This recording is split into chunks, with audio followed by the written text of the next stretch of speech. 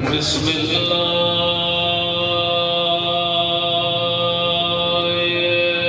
الرحمن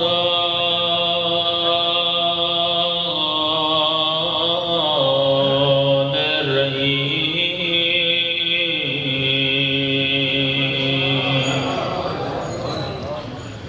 الحمد لله رب العالمين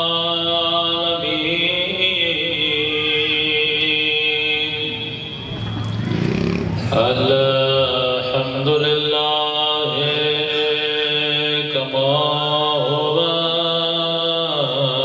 أهله الصلاة والسلام على سيد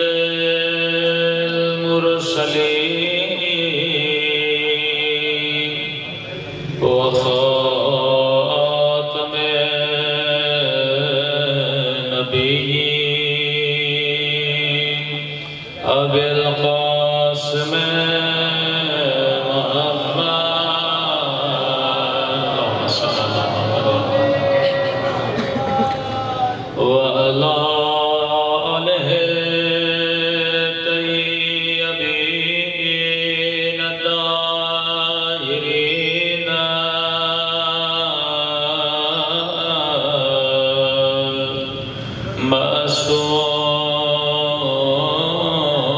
معصومین۔ سب مل کے اس خوشی کے موقع پر اپنے مولا اور آقا امام زمانہ کی دعا مانگیں۔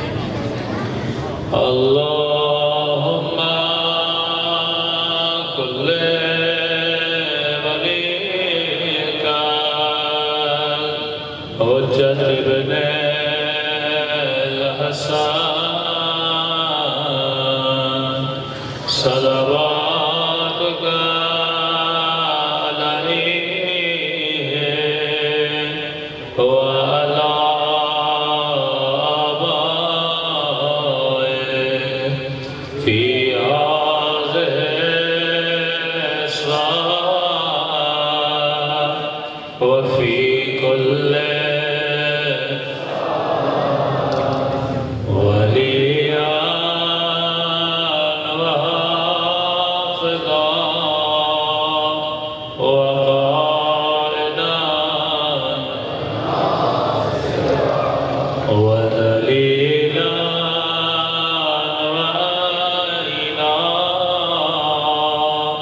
حتى تسكنه أرضك وتمتعه فيها طويلا برحمتك يا أرحم الراحمين صلى الله عليه وسلم۔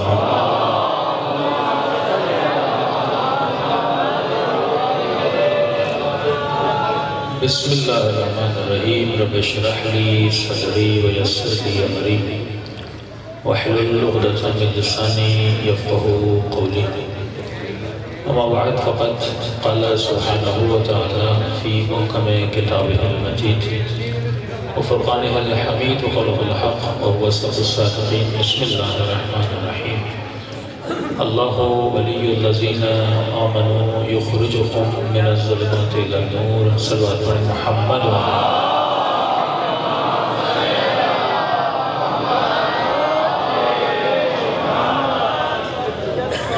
دعا ہے پروردگار عالم ہم سب کا آنا اس جشن اپنی بارگاہ میں قبول فرما دیں، اور جس مقصد زندگی کی وجہ سے یہ محافل رکھی جاتی ہیں ان مقاصد میں بھی ہم سب کو کامیابی عطا فرمائے۔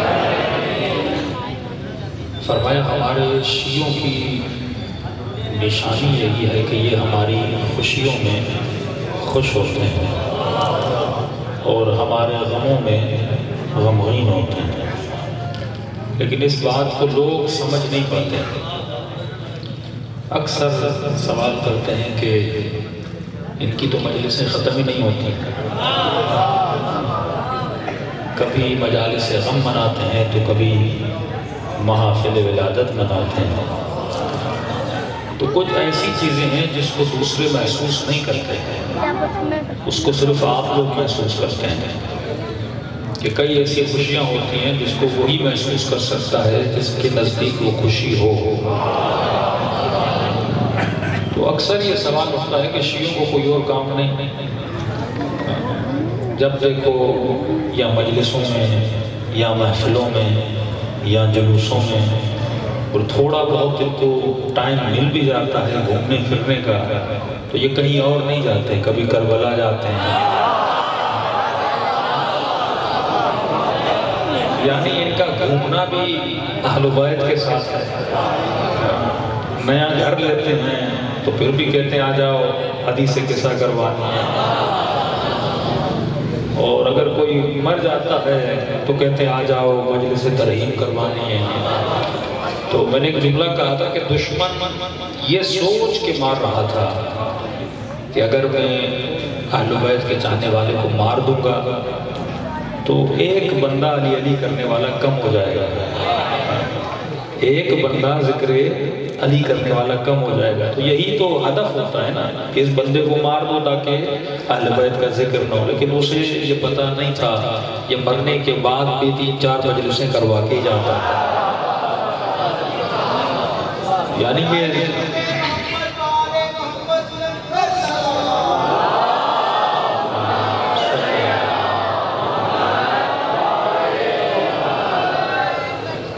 تو اس کی زندگی میں بھی ذکر اہل بیت ہے، اور اگر دنیا سے چلا جاتا ہے پھر بھی ذکر اہل بیت ہی کرتا ہوا جاتا ہے. یعنی چاہے نہ چاہے پیچھے مجلس ترحیم تو ہوگی، وہ مجلس ترحیم ہوگی تو پھر ذکر علی بن ابی طالب تو ہوگا.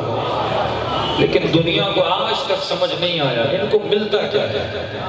یہ جب دیکھو ذکر اہل بیت کرتے ہیں، جب دیکھو علی علی کرتے ہیں. غم ہو تب بھی اہل بیت کو یاد کیا، خوشی ہو تب بھی اہل بیت کو یاد کیا. نوکری نہیں لگ رہی تب بھی مجلس کرواتا ہے، نوکری لگ جاتی ہے تب بھی مجلس کرواتا ہے. کہ ان کے پاس ایسا ہے کیا؟ جب دیکھو یہ علی علی کرتے رہتے ہیں.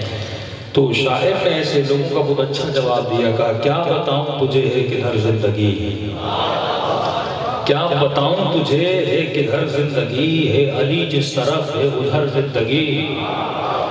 کیا بتاؤں تجھے ہے کدھر زندگی، ہے علی جس طرف ہے ادھر زندگی. دیکھو ہرگز نہ چھوڑنا در مرتضی علی، ورنہ ہو جائے گی در بدر زندگی.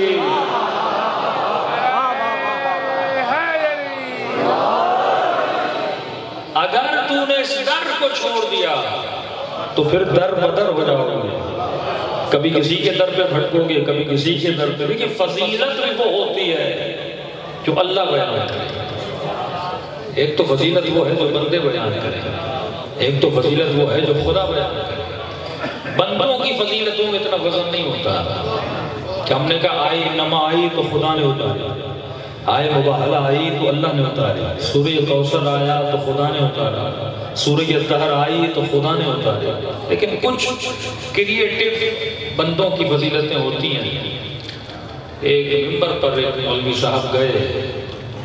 اب ظاہر جب فضیلتیں ملتی نہیں تو مولوی پھر فضیلتیں بناتے بھی ہیں. میں نے کہا فرق ہمارے ممبروں میں اور دوسرے ممبروں میں یہ ہے کہ ہم آج تک ممبر سے یہ نہیں کہتے کہ فلاں صحابی نے مثلا علی کے بارے میں کیا کہا تھا. یہ فضیلت علی نہیں ہے.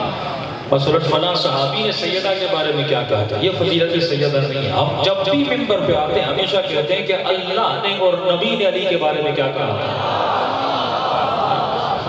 تو آپ بھی جب ممبروں پر آؤ کسی بھی شخصیت کے بارے میں گفتگو کرنی ہو، مجمع کو یہ بتاؤ کہ اللہ نے کیا کہا تھا، اس کے نبی نے کیا کہا تھا. کسی بھی صحابی کی فضیلت ہو، امیر شام کی فضیلت بیان کرنی ہے تو بتاؤ نبی نے کیا کہا تھا، بتاؤ اللہ نے. ہم ممبر سے ہی بتاتے من کنت مولا کس نے کہا تھا، نبی نے کہا تھا. انا مدینۃ العلم وعلی بابھا کس نے کہا تھا. یا علی انت منی بمنزلۃ ہارون من موسیٰ کس نے کہا تھا. ان الحسین سفینۃ النجات کس نے کہا تھا. الحسن والحسین سیدہ شباب اہل الجنہ کس نے کہا تھا؟ فاطمہ بضعۃ منی کس نے کہا تھا؟ من آذاہا فقط آذانی کس نے کہا تھا؟ من احبہا فقط احبنی کس نے کہا تھا؟ لحمہم لحمی دمہم دمی، ان کا خون میرا خون، ان کا گوشت میرا گوشت، یہ کون بول رہا ہے؟ تو ہم جتنے فضائل اہل بیت پڑھتے ہیں ممبر سے یہ بتاتے ہیں کہ نبی نے کیا کہا تھا، اللہ نے کیا کہا تھا۔ تو حق ممبر تو یہ ہے کہ اگر آپ بھی کسی صحابی کی فضیلت بیان کرتے ہو تو ہمیں یہ بتاؤ نبی نے کیا کہا تھا، اللہ نے کیا کہا تھا، یہ نہیں بتاؤ صحابی نے صحابی کے بارے میں کیا کہا تھا۔ پھر تو ہم یہ بھی بتائیں گے کہ اس نے اس کے بارے میں کیا کہا تھا۔ اس میں تو پھر اچھائیاں بھی ہیں، اس میں تو پھر برائیاں بھی ہیں، لیکن معیار فضیلت یا وجود رسالت ہے، معیار فضیلت یا وجود پروردگار عالم ہے۔ مولوی مجمع کو گمراہ تو کر سکتا ہے، لیکن ہر زمانے میں خدا نے ایسے بندے بھی رکھے ہوئے ہیں جو فضیلت اہل بیت کو عیاں بھی کر لیتے ہیں۔ تو یہ مولوی صاحب منبر پر گئے اور لوگوں نے کہا قبلہ ہم نے سنا ہے کہ پل صراط جو ہے وہ بڑی مشکل ہے، اور آپ نے ہی ہمیں بتایا کہ وہ تلوار سے زیادہ تیز ہے، بال سے زیادہ باریک ہے، اور نیچے آگ بھی آگ ہے۔ تو اب بیچارہ مسلمان اس پل صراط سے گزرے گا کیسے، جو اتنی باریک ہے، تلوار سے زیادہ تیز، بال سے زیادہ باریک، باتیں مجمع کو بتائی جاتی ہیں۔ تو مولوی صاحب نے کہا کہ مسئلہ بھی حل کر دو، وسیلے کے قائل نہیں ہیں، لیکن جب مسئلہ حل کرنا ہو تو کبھی کبھی جھوٹے وسیلے بنا بھی لیتے ہیں۔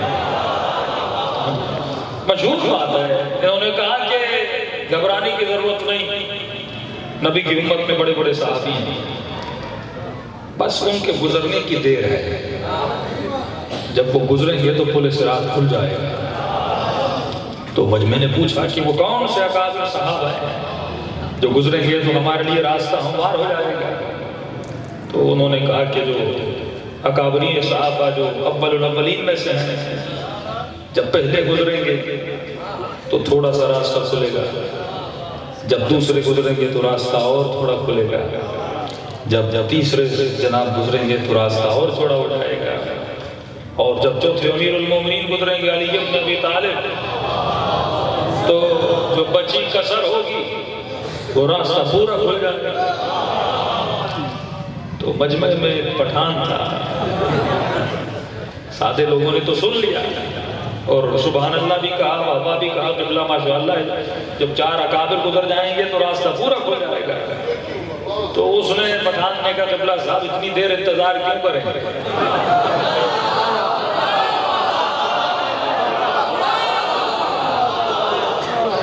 پٹھانوں کے جواب بھی تو اپنے ہی ہوتے ہیں نا، اٹھ کے جذبات میں کہا قبلہ اتنی دیر انتظار کیوں، ہو جائے گا تھوڑا کھلے گا، وہ جائے گا تھوڑا کھلے گا، وہ جائے گا تھوڑا کھلے گا، ایک کام کرو علی کو بھیج دو تاکہ اتنا کھل جائے میں بھی گزر جاؤں، میرا ٹرک بھی گزر جائے۔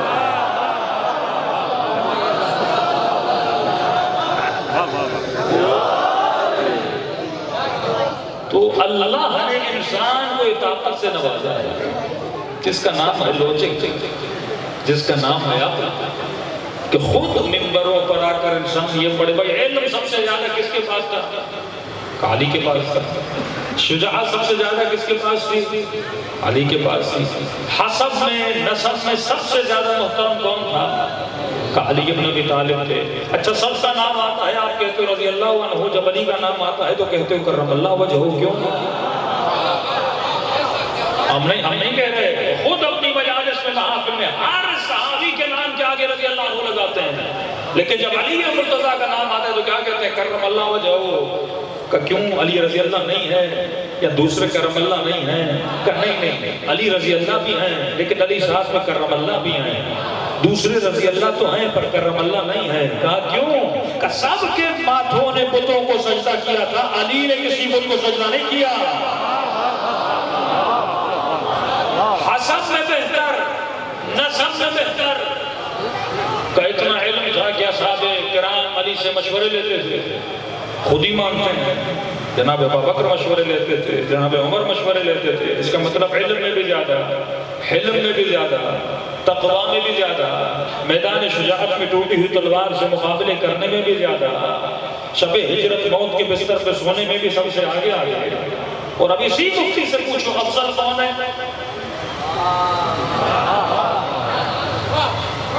عجب ہے انسان کی عقل پر، جب فضائل پڑھنے پر آتا ہے تو علی کے فضائل پڑھتا ہے، لیکن جب آپ پوچھو کہ افضل کون ہے تو کہتے ہیں علی چوتھے نمبر پر ہے. تو ہم شیعہ یہی کہتے ہیں کہ ہم اتنے فاصلہ طے کر کے علی تک کیوں جائیں؟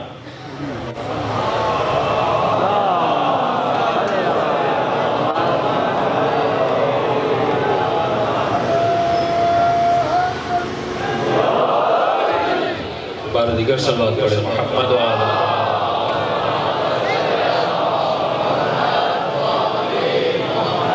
تو یہ عقل انسانی کا حکم تھا کہ مجھے علم اس سے لینا ہے جس کے پاس سب سے زیادہ علم ہے.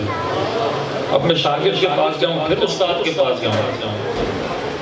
جب مشکل پڑی جناب عمر کو تو انہوں نے بھی تو مشکل کشا کو پکارا تھا. تو ہم اسی کو پکارتے ہیں جس پر یقین ہے کہ یہ مشکل کشائی کرتے ہوئے نظر آتے ہیں. اگر ہمیں علم لینا ہوتا ہے تو اسی کے طرفے جاتے ہیں جس کے علم کی گواہی رسالت نے خود بیان فرمائی تھی کہ انا مدینۃ العلم وعلی بابها. میں شاہ علم ہوں اور اگر علم کا کوئی دروازہ ہے تو علی مرتضیٰ ہے. صلوات پڑھ محمد و آلہ.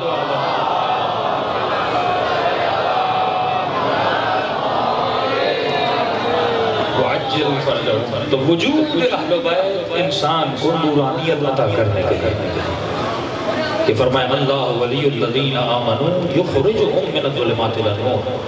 جو انسان ولایت اہل بیت میں داخل ہو جاتا ہے اس ولایت کا ایک اثر ہے کہ یہ ولایت انسان کے وجود کو نورانی بنا دیتی ہے. پانی کا اثر ہے کہ پینے کے ساتھ پیاس بجھ جاتی ہے. ولایت اہل بیت کا ایک اثر ہے. اگر فضا اس در کی نوکرانی بن جائے تو جب باتیں کرتی ہے تو جواب فضا قرآن سے دیتی ہوئی نظر آتی ہے. جب سلمان اس در کا نوکر بن جاتا ہے تو لقب ملتا ہے سلمان منا اہل بیت. فرمایا اہل بیت کی ولایت ایک سفرے کی. سوال یہ ہے کہ وہ کسی کو منع نہیں کرتے سفرے سے کس کو کتنا ہوتا ہے. یہ تیرا اختیار ہے کہ تو سفرے سے کتنا نور اٹھا کے لے کر آتا ہے. دیکھیے امام حسین کی کربلا سب کے لیے کھلی ہوئی. جب آپ کربلا جاتے مولا حسین کسی کو فورس نہیں کرتے کہ 24 گھنٹہ میرے حرم میں آئے.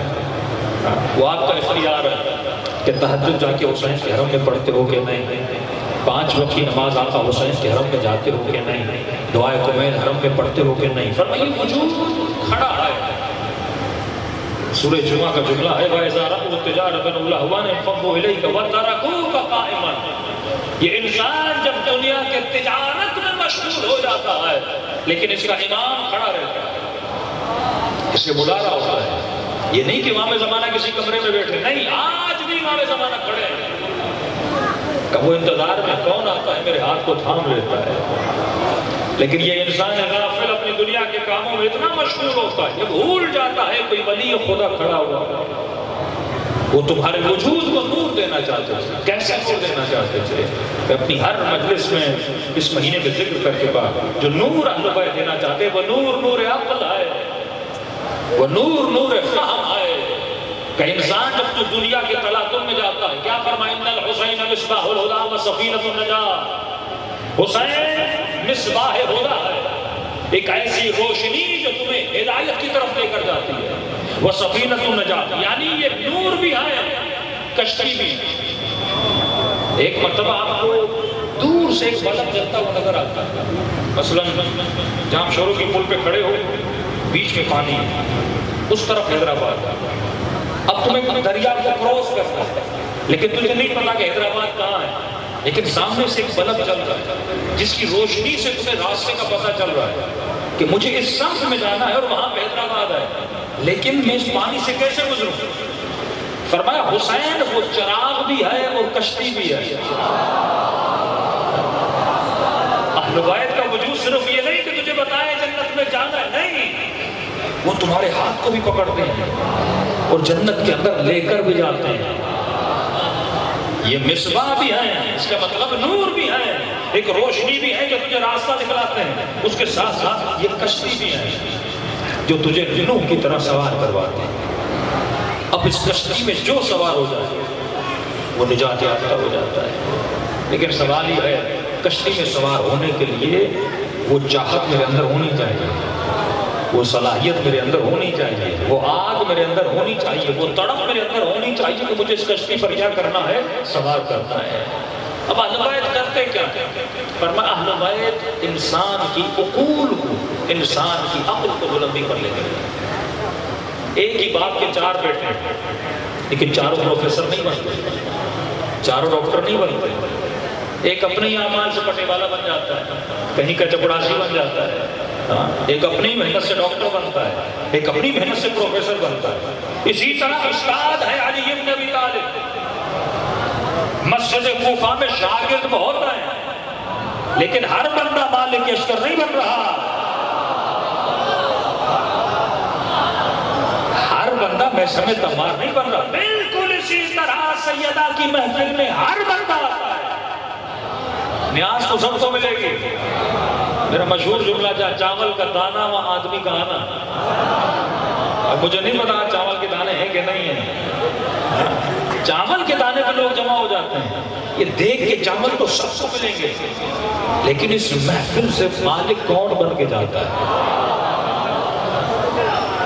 میں سمجھ تمار کون بن کے جاتا ہے، کنیز سیدہ فضہ کون بن کے جاتی ہے.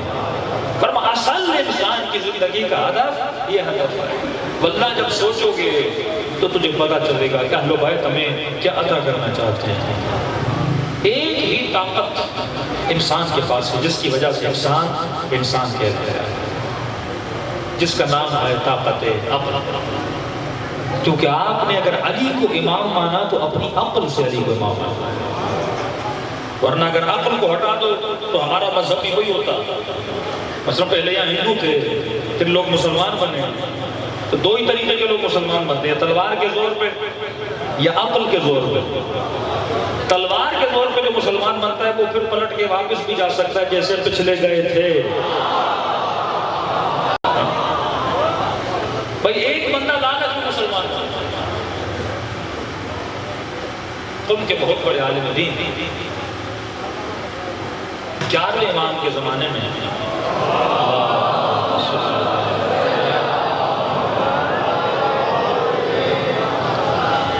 اس نے کسی غیر مذہب والے سے مناظرہ کیا. مناظرہ یہ تھا کہ جن پر شیعوں کو اعتراض ہے یا شیعہ یہ بولتے ہیں کہ کچھ ایسے تھے جو منافق تھے، تو کہ اس کی دلیل کیا ہے. یا کسی نے ایمان تلوار کی زور پہ لایا تو آپ بول سکتے ہو منافق تھا. دوسری حالت یہ کہ اس نے محبت میں اسلام لایا کہ جن پر آپ شیعہ اعتراض کرتے ہو انہوں نے اس وقت ایمان لایا تھا جب مکے میں نبی کے پاس تلوار کا زور تھا نہیں. بہت بڑا اعتراض ہے. نہ رسول کے پاس بڑی حکومت تھی کہ وہ لوگ لالچی تھے، نہ نبی کے پاس تلوار کا پاور تھا کہ وہ لوگ تلوار کے خوف سے اسلام لایا. 2 ہی صورتیں، یا تلوار کے خوف سے اسلام لایا ہوگا یا محبت میں اسلام لایا ہوگا. کہ جنہوں نے پہلا اسلام لایا تھا تلوار تو تھی نہیں، تو دوسرا آپشن یہ ہے کہ انہوں نے محبت میں اسلام لایا تھا. تو آپ شیعہ کیسے بول سکتے ہو؟ کہتا ہے میں جان چکا تھا کہ کوئی جواب تو ہے لیکن مجھے نہیں آتا. تو 11ویں امام کا ایک نائب تھا. میں نے کہا یہ سوال ہے اور اس کا جواب تو دینا ہے، قوم پریشان ہے. اس نے کہا اور اچھا، میں 1 ہفتے کے بعد سامرہ جا رہا ہوں مولا سے ملنے، تمہیں چلنا ہے تو چلو. امام سے پوچھتے اس سوال کا جواب مل جائے گا. کہ کیوں جا رہے ہو؟ اپنے شیعوں کا خمس جمع کر کے امام کی تحویل میں لینے جا رہا ہوں. کہ سامرہ پہنچا، کہتے جیسے اس گھر میں ہم داخل ہوئے تو ہم نے کیا دیکھا، 11ویں امام کی گود میں ایک 5 سال کا بچہ تھا، جان کے ٹکڑے کی طرح خوبصورت نورانی چہرہ، اور اپنے بابا کی داڑھی کے ساتھ کھیل رہا ہے. ابھی تک ان کو نہیں پتا کہ بچہ امام کا ہی بچہ ہے. تو انہوں نے کہا ایک بچہ ہم نے دیکھا جو محاسن مبارک امام حسن عسکری کے ساتھ کھیل رہا ہے. ہم بیٹھے تھے، مولا کے ہاتھ میں ایک گول چیزیں سونے کی بنی ہوئی، مولا اسے پھینکتے ہیں، یہ بچہ آگے بڑھتا ہے، اس کو لیتا ہے، پھر اپنے والد کی گود میں آتا ہے، پھر مولا تھوڑا آگے پھینکتے ہیں، یہ بچہ، لیکن اس بچے کی ہم دونوں کی طرف کوئی توجہ نہیں تھی، نگاہ اٹھا کر بھی ہم دونوں کو نہیں دیکھا۔ ایک مرتبہ میں نے خمس دیا امام حسن عسکری کو، اور میں نے کہا مولا یہ آپ کے شیعوں کا خمس ہے۔ امام نے 5 سال کے بچوں کو کہا کہ فلاں سے خمس لے لے۔ 5 سال کے بچے نے کہا کہ بابا میرا ہاتھ پاک ہے، میں ہاتھ اس حرام کی کمائی سے نکلے ہوئے خمس کو نہیں لگا سکتا۔ زمانہ ہے اس زمانے کا خمس، 4ویں امام کا زمانہ، اس کا مطلب شیعہ پابند خمس بھی بھیج بھی رہے ہیں، لیکن خمس کون سا ایکسیپٹیبل تھا؟ جو پاک پیسوں سے نکلا ہوا۔ کچھ لوگوں کی سوچ یہ ہے کہ اگر ہم حرام کے مال سے خمس نکالیں گے تو حرام پاک ہو جائے گا، نہیں ہوتا۔ ایک شراب کا پورا گلاس ہے، تم اس سے 3 حصے نکال دو، جو بچے گا وہ بھی تو شرابی ہوگا۔ خمس ہے مال شبہدار سے نکالنا، کہ میں اپنا ہاتھ نہیں لگا سکتا۔ اور اس 5 سال کے بچے نے بتایا فلاں نے اتنا دیا ہے، فلاں نے اتنا دیا ہے، فلاں کا یہ کاروبار ہے، فلاں کا وہ کاروبار ہے۔ کہ ہم پریشان ہو گئے، 5 سال کا بچہ اسے کس طرح پتا چلا کہ یہ مال کس نے بھیجا ہے؟ اس کے بعد جس کے ذہن میں سوال تھا کہ یا تلوار کے زور پہ یا محبت کی وجہ سے ایمان آیا، ایک مرتبہ اس کی طرف دیکھا کہ ابن اشعری، جب اس نے تجھ سے کہا تھا تو اس کی ایک تیسری حالت بھی ہے۔ پہلی صورت یہ ہے کہ تلوار کے زور پہ ایمان لایا ہو، دوسری صورت یہ ہے کہ محبت کی وجہ سے ایمان لایا ہو، لیکن تیسری صورت بھی ہے جس کو لالچ اور طمع کہا جاتا ہے۔ کہ کیسے؟ کہ اس وقت یہودیوں نے ان کو بتایا تھا کہ جبل فارا سے ایک شخص قیام کرے گا جو پورے خطہ عرب کا حاکم بن جائے گا۔ اس وقت سے ان لوگوں نے پلاننگ کی تھی جب یہ حاکم بنے گا، اس کے بعد فرمایا ان کا اسلام نہ خوف والا تھا نہ محبت والا تھا، بلکہ لالچ والا اسلام تھا۔ تو وہ انسان حقیقی ایمان لے کر آتا ہے جس کے وجود میں کیا ہو؟ عقلانی اسلام ہو۔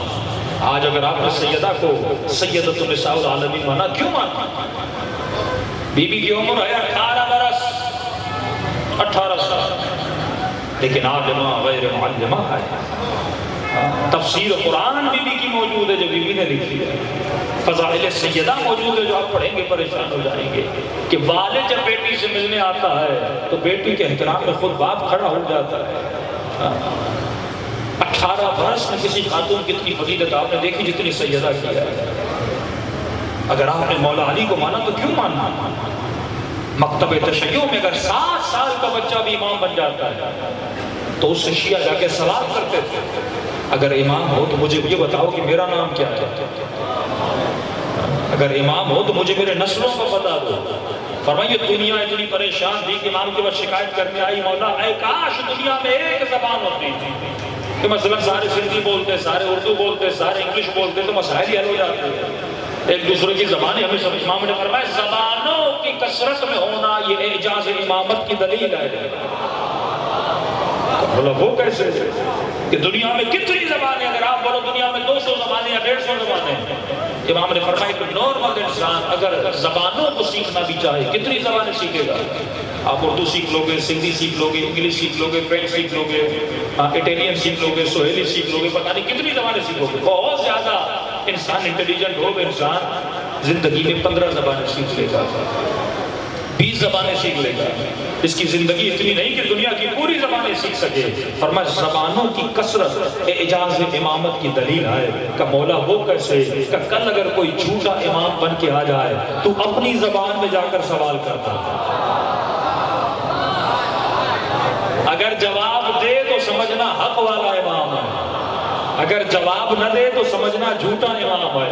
اس کا مطلب جب امام زمانہ کا ظہور ہو جائے تو سندھی والا سندھی میں پوچھے، اردو والا اردو میں پوچھے، اگر جواب دے دے تو سمجھنا زہرا کا لال ہے، اگر نہ دے تو سمجھنا کوئی ابو سفیان والا ہے۔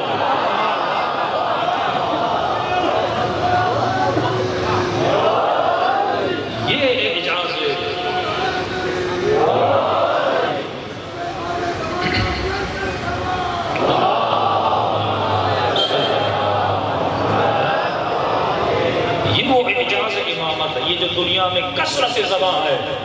دلیل ہے کہ جس کو خدا ولی بنا کے بھیجے گا اس کے پاس کائنات کا سارا علم ہوگا.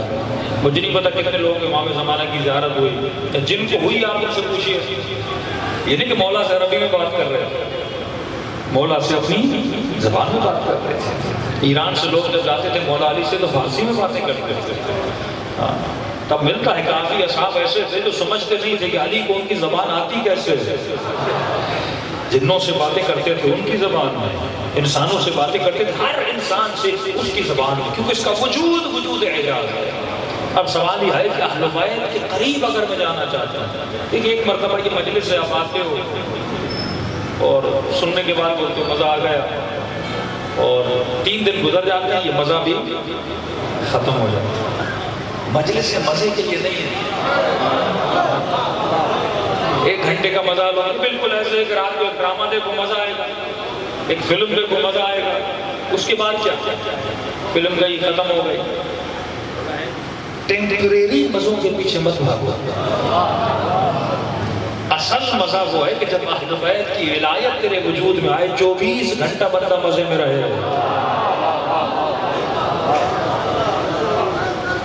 اللہ وہ مزہ کون سا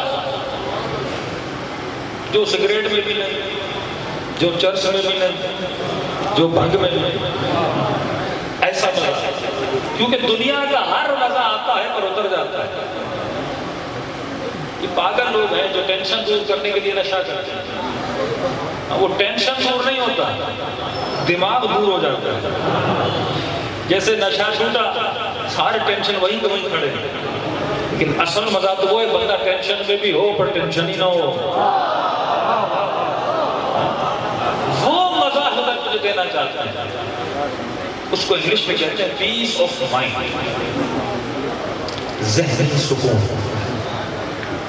جس کی نشانی قرآن میں خدا نے بتائی ہے کہ لا خوف علیہم ولا هم یحزنون.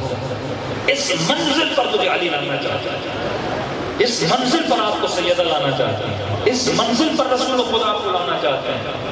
یہ کون سی منزل ہے کہ اللہ کے بندوں کے وجود میں نہ خوف ہوتا ہے، نہ حزن ہوتا ہے، نہ ڈر ہوتا ہے، نہ غم ہوتا ہے. غم ہوتا کیوں ہے؟ ڈر کی وجہ سے.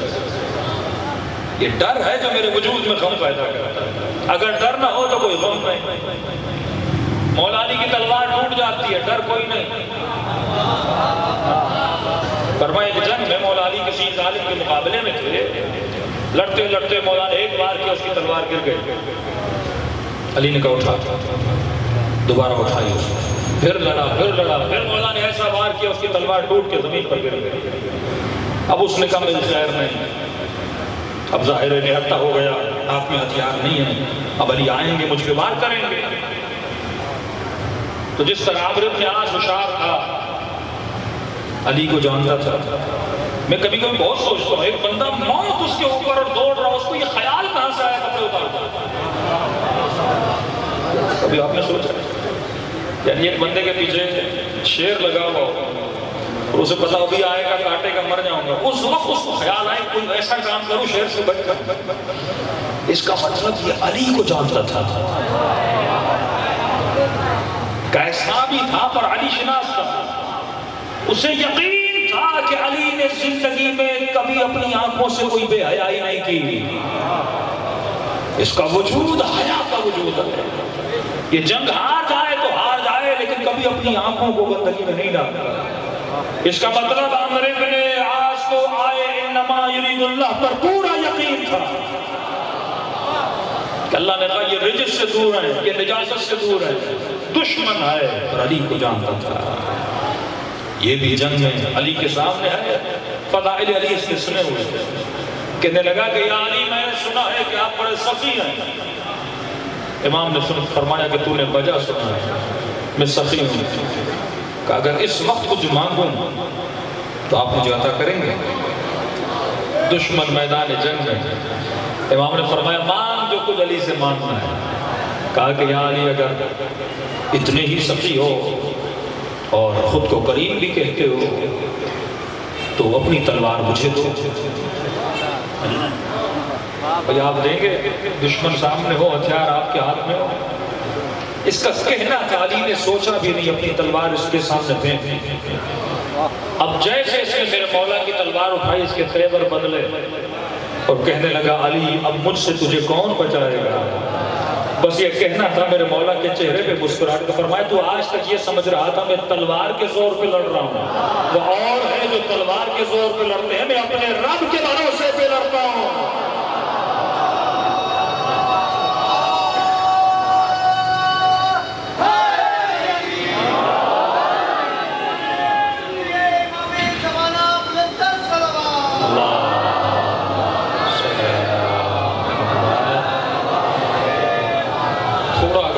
آ جائیں اس سائڈ پہ ہو جائیں تاکہ لوگوں کو آسانی ہو جائے. صلوات پڑھیں محمد و آل محمد پہ.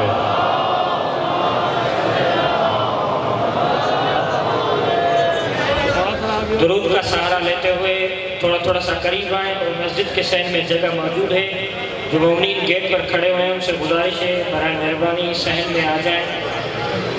بہت جگہ پڑی ہوئی ہے مسجد کے ورانڈے میں، خالی جگہ پئی ہے. تمام مومنین جے گیٹ پہ بٹھائیں، گزارش ہے صحن میں اچن، جگہ پئی ہے.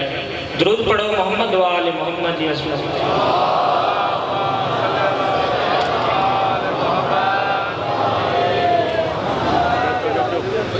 کورونا لگ گیا تو میرے پاس آئیے گا، علاج کروں گا. قریب ہو جائیں، کچھ بھی نہیں ہوگا. صلوات پڑھیں محمد و آل محمد.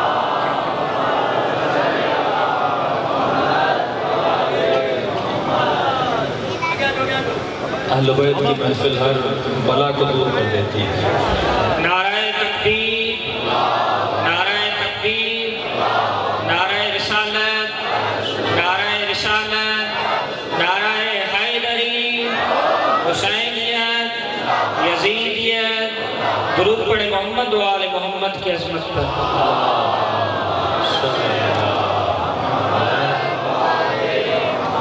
اب توجہ میری طرف رہے کہ ان کی منزل ہے لا خوف علیہم ولا هم یحزنون. مولا کے وجود میں کوئی ڈر نہیں تھا. ڈر کیوں نہیں تھا؟ کیونکہ علی نے کہا میں تلوار کے بھروسے پہ لڑنے نہیں آیا، اللہ کے بھروسے پہ لڑنے آیا ہوں. اس کا مطلب جس کی توحید جتنی مضبوط ہوگی وہ کبھی میدان سے بھاگے گا نہیں. جو بھاگے تھے توحید کمزور تھی. آج جو ہمیں توحید کا درس دیتے ہیں وہ ذرا اپنے بڑوں سے پوچھ لیں.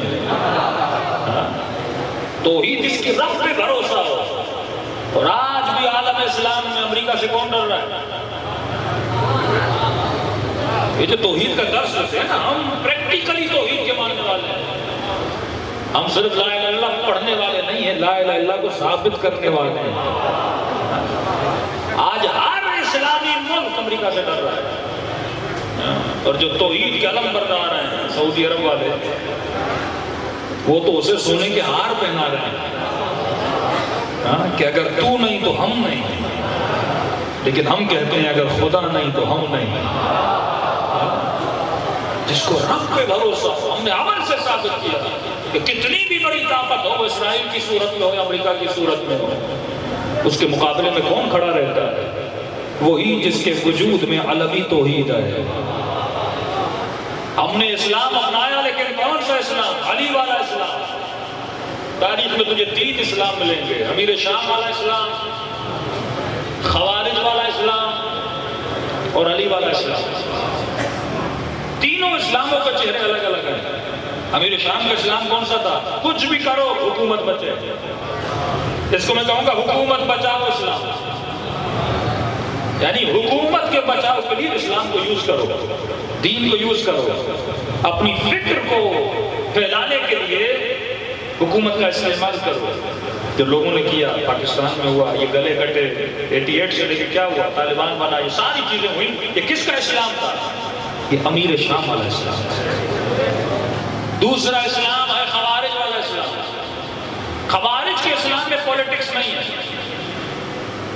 خوارج کے اسلام میں معاشرت یا عقل نہیں ہے. بس نماز پڑھو، روزہ رکھو، اللہ ہو اللہ ہو اللہ ہو. جو تھوڑا بہت صوفیزم کا رنگ اس میں آپ کو ملتا ہے. اور ایک بہت بڑا ٹولہ پاکستان میں ویسا اسلام کا بھی ہے. لوگ مرے یا جیئیں وہ صلی اللہ علیہ رسول اللہ. ملک میں کچھ بھی ہو جائے، سیلاب بھی آ جائے، وہ ایسا اسلام، بس مجھے نماز پڑھنی ہے، روزہ رکھنا ہے، اور یا نبی یا رسول، میٹھا میٹھا مدینہ میٹھا اور اتنی گلیاں میٹھی. مجھے کسی سے لینا دینا ہے ہی نہیں کہ اسلام میں کیا ہو رہا ہے، فلسطین میں ظلم ہو رہا ہے، کشمیر میں ظلم ہو رہا ہے، مجھے کسی کے لیے آواز نہیں اٹھانی. اور تیسرا اسلام ہے علی بن ابی طالب والا اسلام. علی کے اسلام نے ان دونوں اسلاموں سے مقابلہ کیا. کس اسلام سے؟ امیر شام کے اسلام سے میری نے تلوار لڑائی، اور خوارج سے بھی علی نے اپنی جنگ لڑی، کیونکہ یہ دونوں اسلام ایسے تھے جو اسلام کی اصل جڑوں کو کھوکھلا کر رہے تھے. اور اس اسلام میں علی پر چلنے کے لیے ایک جذبہ ہونا چاہیے، اور وہ جذبہ یہ ہے کہ لا خوف علیہم ولا هم یحزنون. جس کے وجود میں ڈر ہوگا وہ کے اسلام نہیں چل پائے گا. جو کبھی امریکہ سے ڈرے، کبھی اسرائیل سے ڈرے، وہ کے اسلام میں نہیں چل سکتا.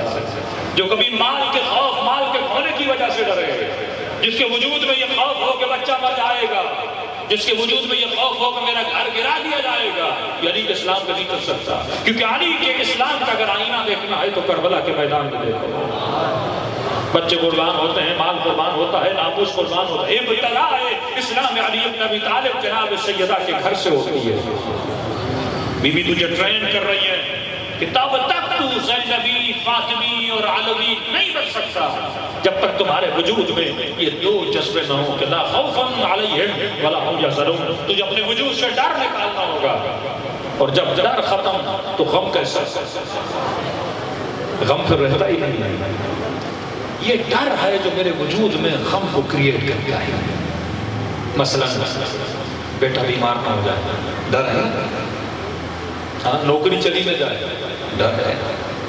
پیسہ چلا نہ جائے، ڈر ہے. باپ مر نہ جائے، ڈر ہے. بیٹی مر نہ جائے، ڈر ہے. لیکن آؤ ذرا سیدہ کے گھر میں، یہ ڈر تجھے نظر آتا ہے؟ کیسی بہادری سیدہ کے وجود میں، کیسی بہادری علی بن ابی طالب کے وجود میں. بی بی میں اس ڈر کو ختم کیسے کروں؟ یہ تو مجھے بھی پتا ہے کہ یہ ڈر ہے جس نے میرے وجود میں غم پیدا کیا ہوا ہے. تو یہ کون سکھائیں گے؟ جناب سیدہ سکھائیں گے. یہ کون سکھائیں گے؟ مولا علی المرتضیٰ سکھائیں گے. تو فرمایا اگر عقل کو مضبوط کرو گے تو ڈر ختم ہے. اور تیری عقل کا ایک سب سے بڑا دشمن ہے جس کا نام ہے وہم. سورہ ناس پڑھتے ہو نا، الذی یوسوس فی صدور الناس من الجنۃ والناس. یہ جو سینے میں تیرے وسوسے ڈالتا ہے، شیطان کا ایک ہی ہتھیار ہے جس کا نام ہے وہم. وہمی شیعہ نہ بنو، بہت بڑی بیماری ہے. وہم بہت بڑی بیماری ہے. بس اس کی مثال اس طرح دیتا ہوں، بھائی 1 گھنٹہ رات کو بیٹھ کے جنوں کی باتیں کرو، 1 گھنٹہ جنات کی باتیں کرو، پھر اکیلے کمرے میں جا کر سو جاؤ. تھوڑا سا پنکھا بھی ہلے گا نا، کہے گا وہ جن آ گیا. یہ کیا ہے؟ وہم. اور اس وہم کا غلبہ اکثر ہوتا ہے خواتین کی. اب یہ خاتون فضہ کی طرح کیسے بھائی؟ پہلے فضہ والی آپ کو بناؤ. میں ہمیشہ کہہ رہا ہوں بھائی آپ کو مولانا بننا ہے تو کیا کرنا پڑے گا؟ مولانا بننا کیا کرنا ہے؟ امامہ پہننے سے تو مولانا بن جاتا ہے؟ نہیں، مدرسے میں جا کے وہ پڑھنا پڑے گا جو مولانا نے پڑھا ہے. سیدھا ڈاکٹر بننا ہے کیا کرنا پڑے گا؟ نام کے سامنے ڈاکٹر لگا ہوا تو بن جاؤ گے؟ نہیں. یونیورسٹی میں ڈاکٹر نے جو سارے میڈیکل کے سلیبس پڑھے ہیں وہ پڑھو گے، دماغ میں جائیں گے تو ڈاکٹر بنو گے. انجینئر کے لیے انجینئرنگ والا علم دماغ میں ڈالو گے تو جو کچھ یہاں ڈالو گے ویسے تو بنو گے. تو اگر کسی کو فضہ بننا ہے تو فضہ والا ذہن بنانا ہوگا. بھائی ذہن بندے کا اون جیسا جو میدان سے بھاگ گئے تھے اور نام لے علی کا، ایسے تو علی مدد نہیں کرتے نا. مالک اشرف جیسا ذہن بناؤ گے تو قاسم سلیمانی بنو گے. وہ جگر چاہیے ہوتا ہے، وہ جذبہ چاہیے ہوتا ہے، وہ ذہن پیدا کرنا ہوتا ہے جو ذہن ان کا تھا. اچھا ان کا ذہن کیسا تھا؟ کیسے پتہ چلے گا؟ جب ان کو پڑھو گے، جب ان کی تعلیمات میں ڈوبو گے، جب ان کے سمندر بحر علم میں اترو گے تو پھر دیر نہ آئے گا. مولا کیوں فرماتے جس چیز سے ڈرتے ہو اس کا مقابلہ کرو، ڈر ختم ہو جائے گا. جب تک مقابلہ نہیں کرو گے ڈر ختم نہیں ہوگا. اور سب سے پاورفل ترین چیز جو انسان کے وجود میں آئے عقل کے بعد وہ وہم انسان کا قاتل بھی بن جاتا ہے. اب خواتین میں یہ وہم ہے. یہ بابا بنگالی جتنے آپ دیکھتے ہو اس کے آرام روڈوں پہ یہ سب آپ کے وہم کا فائدہ لیتے ہیں. یہ ٹی وی پہ جتنی ایڈورٹائزمنٹ ہوتی ہے کیا ہے؟ یہ وہم. مثال کے طور پہ آج کل تو نئی ٹیکنالوجی آئی ہے جو آپ لگاتے ہو 3D اینک جو لگاتے ہو 3D اور اس میں ہر چیز جن لوگوں نے لگائی ہے ان کو پتا ہے. مثلا دیکھ رہے ہو سامنے دریا ہے اور چل رہے ہو اب بندہ کبھی ادھر ادھر گر رہا ہوتا ہے لیکن زمین پہ ہوتا ہے. عقل میں کہتی ہے کہ زمین پر ہو لیکن وہم کچھ اور دکھا رہا ہوتا ہے تو اس پہ وہم غالب آ جاتا ہے اور اتنا غالب آ جاتا ہے کہ یہ جس پر یقین ہے اسے مانتا نہیں ہے. کتنی گر جاؤں یہ فلمیں کیا ہیں سب کچھ وہم ہے. تو یزیدی قوتیں کیا کرتی ہیں تیرے سامنے وہم کریٹ کرتے ہیں اور علی بن ابی طالب کیا کرتے ہیں تیرے وجود میں عقل کو مضبوط کرتے ہیں. کوفے کی فضاؤں میں وہم حاکم تھا کہ جو یزید کے ساتھ نہیں دے گا وہ تباہ ہو جائے گا لیکن ہور کے وجود میں عقل حاکم تھی کہ حقیقت ہے تو حسین ہے. یہ پتھر یہ تلواریں یہ نیزے یہ کچھ بھی نہیں ہے. مدینے کے لوگوں پر وہم غالب تھا. اگر وہم غالب نہ ہوتا کبھی سیدہ کے گھر پہ حملہ نہ ہوتا لیکن سلمان پر عقل حاکم تھی. وہ جانتے تھے کہ حقیقت کس کے ساتھ ہے اہل بیت کے ساتھ ہے. اب ایک وہم کا واقعہ سناؤں کیونکہ ولادت کی مجلس سے تھوڑا آپ کا موڈ بھی اچھا ہو ذرا خوش بحث آگے نہ لے جاؤ. ایران کا ایک بس ٹرک ڈرائیور کہتے ہیں مولانا سردی کا موسم یہی موسم اس موسم ایران میں برف باری بہت ہوتی ہے. کہا کہ میں اپنے ٹرک پہ سفر کر رہا تھا اور صبح کی نماز کے لیے رکتے ہیں کہیں پہ نماز بھی پڑھ لیں پھر تھوڑا آرام بھی کر لیں چائے شائے پی لیں پھر آگے سفر کو کنٹینیو رکھیں. کہا کہ صبح کی اذان میں کوئی 1-2 گھنٹہ تھا. ایک بستی تھی وہاں ایک چھوٹی سی مسجد تھی. میں وہاں پہنچا میں نے مسجد کے اپنا ٹرک کو کنارے پہ لگایا اترا بہت سردی مسجد کے اندر گیا دائیں بائیں دیکھا کوئی کمبل شمبل مل جائے تاکہ 1-2 گھنٹہ آرام کر لوں اور پھر مسجد میں جب گاؤں والے آئیں گے نماز پڑھنے مجھے بھی اٹھا لیں گے میں بھی نماز پڑھوں گا.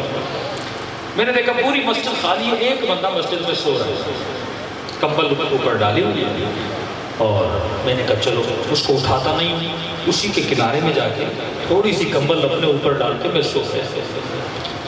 2 گھنٹے بڑے مزے سے سویا اور اس کے بعد میری آنکھ کھلی میں نے دیکھا شاید وقت اذان ہو گیا اب اٹھوں وضو کروں. اٹھا وضو کیا اور جیسے میں نے مسجد کا دروازہ کھولا باہر نکلنے کے لیے تو میں نے دور سے دیکھا گاؤں والے آ رہے ہیں ہاتھ میں مشعل لے کے لالٹین لے کے آ رہے ہیں اور جیسے انہوں نے مجھے نکلتے ہوئے دیکھا سارے گاؤں والے بھاگ گئے. میں پریشان مجھے دیکھ کے بھاگ کیوں نہ کسی بھوت کو دیکھ لیا. کافی دیر گزر گئی کوئی آ نہیں رہا. میں نے وضو کیا نماز پڑھی پھر میں نے دیکھا ایک بندہ آیا آہستہ آہستہ دھیرے سے مجھے دیکھا کوئی نماز پڑھ پھر دوسرا آیا پھر تیسرا آیا پھر چوتھا آیا. یہاں کے سارے گاؤں والے جمع ہو گئے سلام کیا جواب ملا. میں نے کہا آپ لوگ مجھے دیکھ کے بھاگ کیوں تھے؟ کا ایک مسئلہ یہ ہے کہ رات کو مسجد کے مؤذن کا انتقال ہو گیا. سردی بہت تھی ہم نے کہا اسے نہلائیں گے دھلائیں گے دیر ہو جائے گی. ہم نے کہا صبح کی نماز میں غسل دیں گے کفن دیں گے اور اس کے بعد اسے دفن کریں گے. ہاں تو اس میں ڈرنے کی کیا بات ہے؟ کہ اس کو اسی مسجد میں سلایا تھا. کہاں پر؟ یہ جو کمبل میں. کہتا ہے مولانا 2 گھنٹے بڑی نیند کی میں اور جب مجھے پتا چلا کہ میں 2 گھنٹے مردہ کے ساتھ سویا رہا میں گھر تو چلا گیا لیکن 3 دن تک مجھے نیند نہیں آ رہی تھی. اسے کیا کہتے ہیں وہاں. میں نے کسی مومن کو کہا کہ اگر تجھے پتہ لگانا ہے نا کہ تیرے اوپر عقل کی حکومت ہے یا وہم کی حکومت ہے ابھی میں ثابت کروں گا کہ ہم سب کے اوپر وہم غالب ہے عقل غالب نہیں ہے. اور یہی وہ چیز ہے جو اہل بیت تیرے وجود میں ڈالنا چاہتا ہے. جب تک تو اس منزل عقل پہ نہیں آتا کہ تمہاری باڈی پر جب تک عقل کی حکومت نہیں ہوگی تو علی کا نوکر بن نہیں سکتا. پہلے ولایت علی کو اپنے اندر لاگو کر، پھر تو یہ کہلانے کا لائق ہے کہ میں بھی مالک ہوں، میں بھی سلمان ہوں، کیونکہ میرا وجود، میری انگلیاں، میری آنکھیں، میرے کان، میری زبان یہ چلتی ہے تو اہل بیت کے کہنے پہ چلتی ہے، یہ رکتی ہے تو اہل بیت کے کہنے پہ رکتی ہے. اس وجود پر یہ جو آج ڈھونگ ہے ولایت کا، ولایت لفظ علی ولی اللہ کا نام نہیں ہے، ولایت حکومت علی کا نام ہے جو تیرے وجود کے اندر نظر آنی چاہیے. یہ دنیا والے ہیں جو تمہارے ظاہر کو دیکھ کر تمہیں انعامات دیتے ہیں. کوئی حسین خاتون ہو تو اسے بیوٹیفل ہونے کا میڈل ملتا ہے، کوئی طاقتور انسان ہو تو اسے گولڈ میڈل ملتا ہے. قیامت کے حسینوں کو دیکھنا ہے تو جون کو دیکھ لو، بلال حبشی کو دیکھ لو، رنگ کا کالا ہے پر کردار کا سفید ہے. یہ وہ اندر کی حکومت ہے جو تمہارے وجود میں اہل بیت جگانا چاہتے ہیں. تو میں نے کہا ایک سمپل سی مثال دیتا ہوں. آپ سب اپنے والدین سے محبت کرتے ہیں، اپنے بھائی بہنوں سے، اپنے ماموں سے، چاچوں سے، سب سے محبت کرتے ہیں. میں نے کہا اگر کسی بندے کی ماں مر جائے، والد مر جائے، بھائی مر جائے، اس کی عقل سے پوچھو، کوشچن کرو اپنی عقل سے. پھر دیکھو پریکٹیکلی تمہارے اوپر حاکم کون ہے، عقل حاکم ہے یا کوئی اور چیز حاکم ہے؟ کہ مولانا وہ کیسے؟ میں نے کہا اپنی عقل سے پوچھو، یہ جو بندہ مر گیا یہ نقصان دے سکتا ہے؟ دے سکتا ہے بھائی؟ جو مر جائے یہ اٹھ سکتا ہے، یہ بول سکتا ہے، اس کو نہلا دھولا اس کو پتہ ہی نہیں چلتا، کبھی دائیں گر رہا ہے کبھی بائیں گر رہا ہے. جس کو اپنے ہاتھوں سے اٹھا کر مٹی کے اندر چھوڑ کے آتے ہو، اگر اٹھ سکتا تو پہلے خود کو بچاتا. میں نے کہا تجھے پورا یقین ہے کہ یہ مردہ مجھے کچھ بھی نہیں کر سکتا، نہ اٹھ سکتا ہے، نہ تکلیف دے سکتا ہے، نہ کاٹ سکتا ہے، نہ مار سکتا ہے. میں نے کہا چیلنج ایکسپٹ کرو. جبکہ تجھے یقین ہے، تو خود کہہ رہا ہے، میں نہیں کہہ رہا، تو اپنی زبان سے کہہ رہا کہ یہ مردہ نقصان نہیں دے سکتا. میں نے کہا ایک رات اس کے ساتھ سو کر دکھاؤ. اپنا بھائی ہو، اپنا باپ ہو، ایک ہی کمرے میں وہ بھی لیٹا ہوا ہو، اور تو بول دے کہ میں بھی اسی کمرے میں سو جاؤں، کوئی سوئے گا؟ اس کا مطلب میرے اوپر علی والی عقل حاکم ہے یا شیطان والا وہ ہم حاکم ہے؟ کیا حاکم ہے میرے اوپر؟ اسی وہم کا حلویت ختم کرنا چاہتے ہیں، تجھے عقل مند بنانا چاہتے ہیں، کیونکہ یہی وہم پوری زندگی کے 24 گھنٹوں میں تجھے در علی پہ آنے نہیں دیتا. تیرے وجود میں ڈر پیدا کرتا ہے، تیرے وجود میں خوف پیدا کرتا ہے. اور جب تو اپنے وہم پر قابض ہو گیا، اب تو منزل لا خوف علیہم ولا هم یحزنون پہ نافذ ہو جاتا ہے. اب نہ تیرے وجود میں خوف آئے، نہ تیرے وجود میں ڈر آئے. ایک ہمارے مولانا تھے، دیکھیے یہ بھی وہم آئے، کچھ چیزیں حقیقت میں، کچھ حقیقت میں نہیں ہیں. مثلا مولا فرماتے اگر تو بیمار ہوتا ہے کیوں ہوتا ہے؟ اپنے گناہوں کی وجہ سے ہوتا ہے. صریحاً حدیث ہے، جتنی بیماریاں ہمیں ہوتی ہیں ہمارے اپنے گناہوں کی وجہ سے. ایون جو رزق کی تنگی آپ کو ہوتی ہے گناہوں کی وجہ سے. فرمایا کثرت سے پڑھو استغفر اللہ ربی واتوب الیہ، استغفار کرو، بیماریاں دور ہو جائیں. یہ اہل بیت نے فرمایا کم از کم علی والا ہفتے میں ایک مرتبہ دعائے کمیل پڑھے. یہ دعائے کمیل کیا ہے؟ دعائے کمیل وہ شفا ہے جو بندہ اپنے گھر میں پڑھتا ہے، یہ ساری بلائیں اس کے گھر سے دور ہو جاتی ہیں. اگر زندگی اہل بیت کے مزاج کے مطابق انسان گزارے. لیکن آج زمانہ وہ ہے کہ ہم صرف شارٹ کٹ کے پیچھے ہیں کہ بیچ کا راستہ ہو جائے. کتنے نوجوان فون کرتے ہیں مولانا رشتہ نہیں ہو رہا، کوئی تعویذ بتا دیجیے. شوہر سے بن نہیں رہی، تعویذ بتا دیجیے. انگلینڈ سے خاتون نے فون کیا اور کہا کہ مولانا ایک آپ کے دوست ہیں مولانا اسدی صاحب جانتے ہیں، کہا کہ وہ بہت ہی اچھے تعویذ دیتے ہیں. میں نے کہا کس چیز کا تعویذ دیا آپ نے؟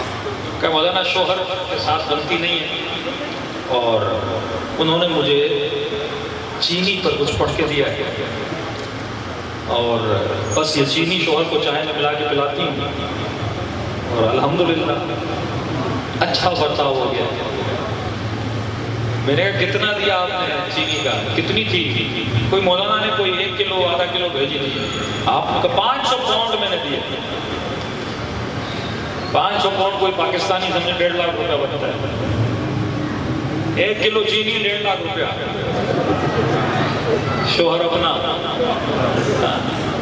اب میں تھوڑا سائیکولوجیکلی آپ کو بتا، عقل نہیں، انسان میں اگر عقل ہوتی کہ کبھی ان چکروں میں جھانس، گھر میں جھگڑے ہیں کیوں؟ عقل نہیں. میاں بیوی کی نہیں بن رہی، عقل نہیں. ماں نہ بیوی کو ہینڈل کر پا رہا ہے نہ ماں کو ہینڈل کر پا رہا ہے کیونکہ عقل نہیں. اور پھر حدیث قصہ سیدہ والی پڑھتا ہے، جس گھر میں عقل ہی عقل ہے، جس میں محبت ہی محبت ہے، جس میں برکت ہی برکت ہے. وہی 1 گھنٹے کی مجلس کا کیا فائدہ کہ میں سیدہ کے جشن میں آؤں اور گھر جاؤں تو نہ بیوی سنے نہ بچے سنے. یعنی میرا گھر فاطمی نہیں ہے، میرا گھر ابھی تک وہ نہیں بنا جیسا سیدہ کا گھر تھا. پھر میں نے کون سا فیصلہ لیا؟ میں ایک سیدہ کا جشن مناؤں گا، وہ عید میلاد النبی منائیں گے اور ان کے پاس چلے جاؤ پتہ نہیں کون کون سی کانفرنسیں کریں گے، لیکن سب کا حال ایک جیسا. سب کے گھر میں وہی جھگڑے، وہی کمائیاں، وہی مسئلہ. بھائی میں نے اگر اہل بیت کو مانا ہے، کوئی تو ایسی پلس پوائنٹ ہو میرے گھر میں کہ دنیا کو بتا سکوں یہ علی والوں کا گھر ہوتا ہے. کوئی تو رول ماڈل ہو، کوئی تو ایسی چیز میرے اندر ہو کہ میں جس پہ فخر کر سکوں. اگر علی والے کا گھر اور منکر علی کا گھر ایک ہی جیسا، اب دونوں کے مسائل ایک جیسے.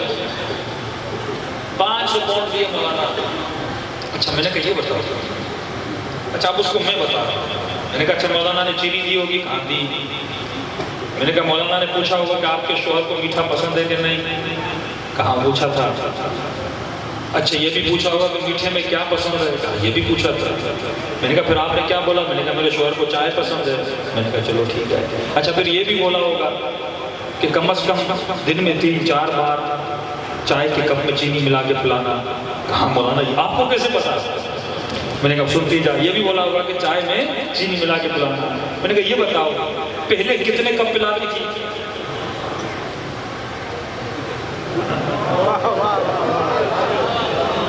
کہا مولانا پہلے بہت زور زبردستی کرنے کے بعد میں 1-2 کپ بنا کے دیتی تھی. میں نے کہا اللہ کی بندی اب یہ بتاؤ پہلے تو اسے چائے نہیں پلاتی تھی، وہ تھکا ٹوٹا بیچارہ گھر میں آتا تھا، 4 بار آوازیں دیتا تھا وہ بیوی صاحب چائے بنا کے آؤ، چائے بنا کے آؤ. تم کبھی کہاں کبھی کہاں. لیکن اب مولوی کے کہنے پر اس کے آنے سے پہلے تو کچن میں ہوتی ہے، اس کے آنے سے پہلے چائے کا کپ تیار ہوتا ہے. وہ جیسے آگے بیٹھتا ہے تو پہلے آگے چائے دے دیتی کیونکہ مولوی صاحب نے کہا ہے نا چائے میں چینی ملا کے پلانی ہے. پہلے اس کو 2 کپ نہیں ملتے تھے، اب تو مولوی کی وجہ سے 4 کپ پلا رہی ہے. تو میں نے کہا وہ خود بھی سوچے گا اتنی فرما بردار بن گئی ہے، محبت ہوگی کہ نہیں ہوگی؟ یہ چینی کا کمال نہیں ہے، یہ تیری چائے پلانے کا کمال ہے.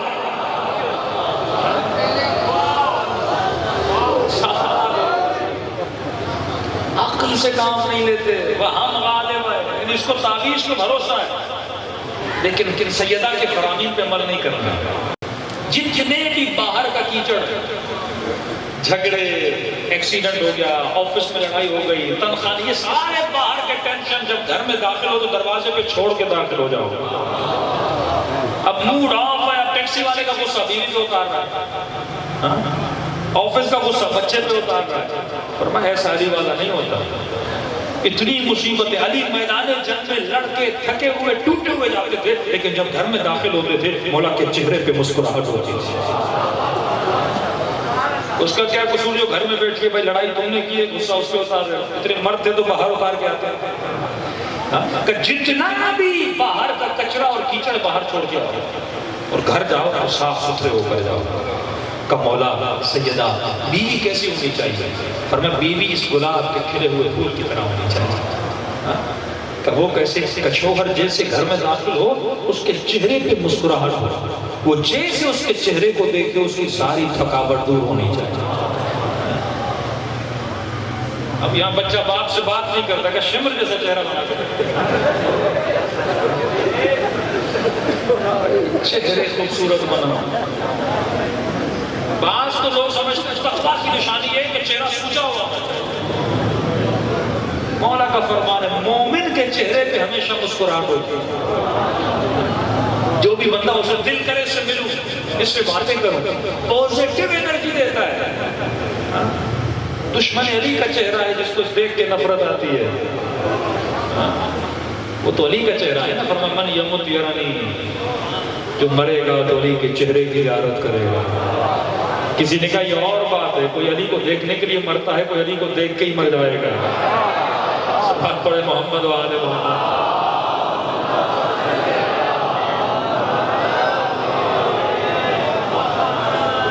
تو پریکٹیکلی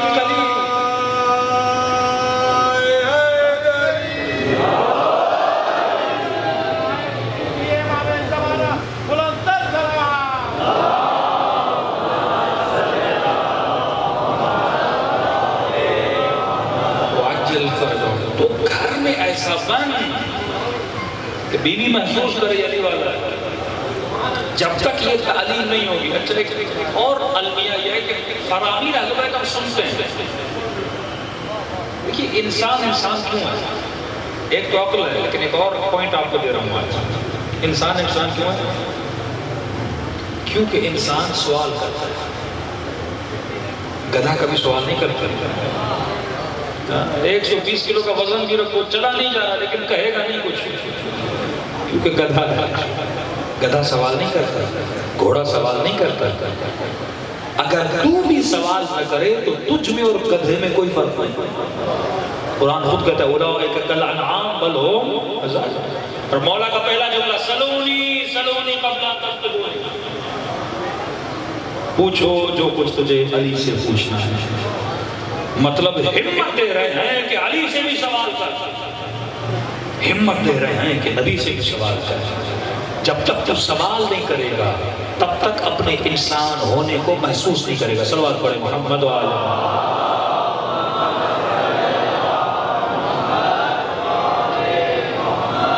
اگر آپ ایک ایک قدم تھوڑا بڑھا کے اس طرف آ جائیں تاکہ یہ قدم آپ کو جنت میں بھی لے جائیں۔ لوگ بیچارے مجلس ڈسٹرب ہو رہی ہے اور کوئی مسئلہ نہیں، اس طرف تھوڑا، اس طرف ادھر بہت جگہ ہے۔ صلوات پڑھے محمد و آل محمد۔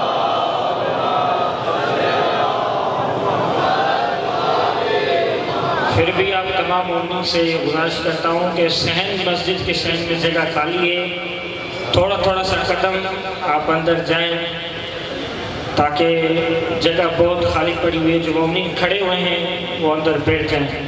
مسجد کے بیرانے میں جگہ موجود ہے، جیکے مومنین بچھائیں ان کے گزارش ہے مسجد کے بیرانے میں جگہ خالی ہے، برائے مہربانی اٹھے اچن یہ سائیں کے پڑھنے میں دقت نہ تھی۔ درود پڑھو محمد و آل محمد عظمت تھی۔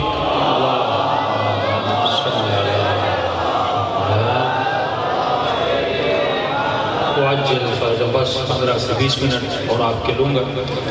جب تک انسان ان چیزوں کو نہیں سمجھے تب تک انسان کے اندر وہ پاور پیدا نہیں ہوگا۔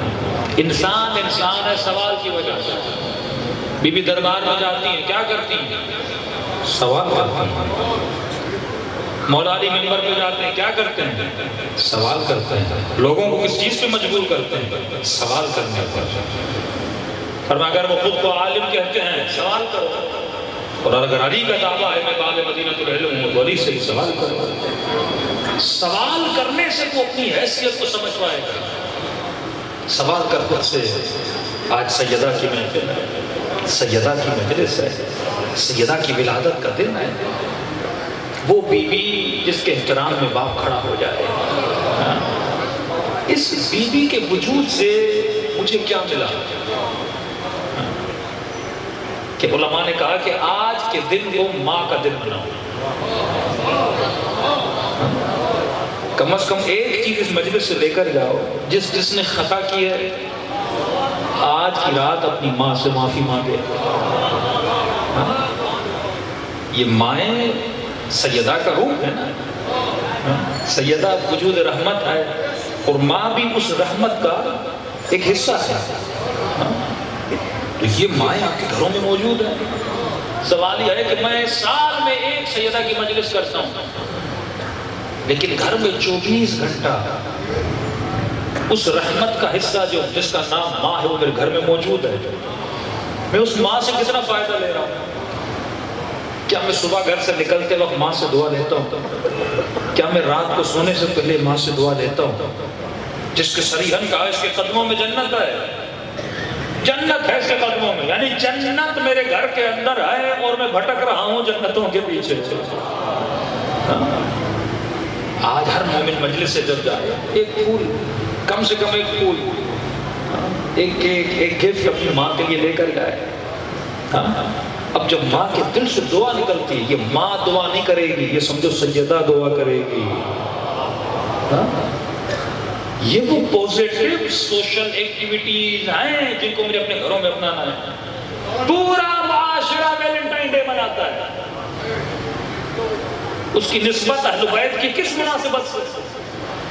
لیکن میں منا رہا ہوں، نامحرم کو گفٹ دے رہا ہوں، فونے کر رہا ہوں، میسج کر رہا ہوں، میرا پورا 24 گھنٹہ حرام ایکٹیویٹی میں گزرتا ہے، اور میں کہتا ہوں میں علی والا ہوں، میں سیدہ کی مجلس سے ہو کر آیا ہوں، لیکن میری ایکٹیویٹی وہی ہے جو ویسٹرن کلچر والی ایکٹیویٹی ہے۔